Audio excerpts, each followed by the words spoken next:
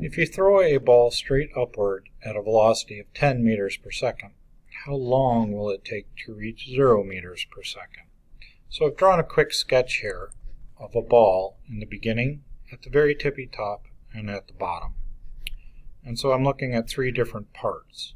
But the question tells me that I know what velocity is here. It is plus 10 meters per second. I also know that up here, because of the Wile E. Coyote effect, the velocity is 0 meters per second.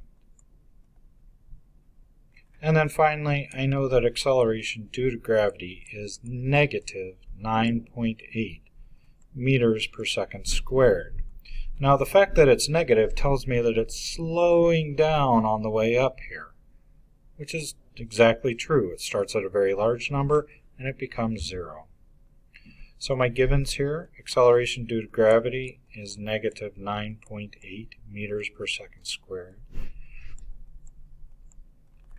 My velocity initial, that's the one that it starts at, is plus 10 meters per second. And my velocity final, in this case, is 0 meters per second. The thing that I'm looking for is time, and that's going to be in the unit seconds. An equation that has all of these things in it is the acceleration equation, and that says that velocity final subtracted by velocity initial, that quantity divided by time, is the same thing as acceleration. Well, let's replace numbers for letters. Acceleration is negative 9.8 meters per second squared, and that equals my velocity final, in this case, is 0. And I'm going to subtract my velocity initial, and in this case is 10. The thing that I don't know is time. And so any number subtracted by 0, that blows up, leaving me with negative 10. In order to get t out of the denominator, I'm going to multiply the right side by t. But that means I need to multiply the left side by t as well. I do this to cancel, leaving me with negative 9.8 t equals negative 10. In order to get t all by itself, I'm going to divide by negative 9.8.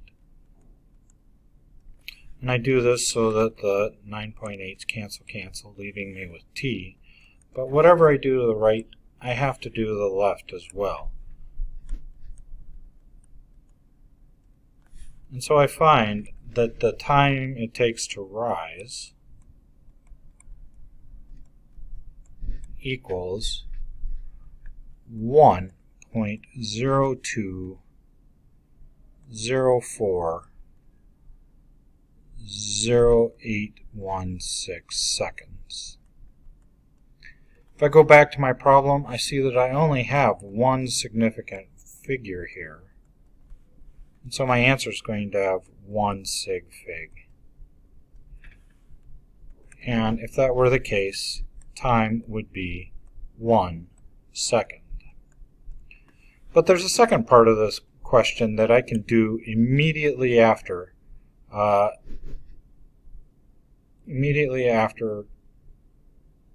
solving this one. And it asks,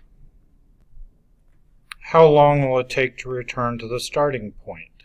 Now I've already calculated the amount of time it takes to get up, but if I also want to include the time that it takes down, this one's very easy. This is the time to rise, but I need to multiply it by 2 in order to get the hang time. And that is a simple process of taking this number and multiplying by 2. And I get 2.040816. 0408 seconds. But once again, I only apply one significant figure, And so therefore I would say it takes 2 seconds.